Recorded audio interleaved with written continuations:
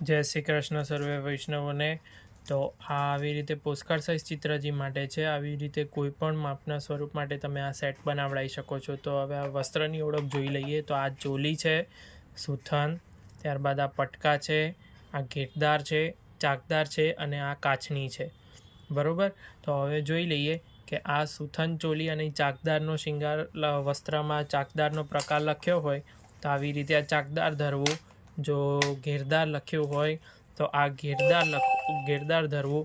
એટલે આ એક જ સેટની અંદર તમારે 3 પ્રકારના વસ્ત્રનો પ્રકાર તમારો સેટ થઈ જશે। ને આ કાચની અને આ તમારા પટુકા એવી રીતે। તો આવી રીતે આ સેટ અવેલેબલ છે।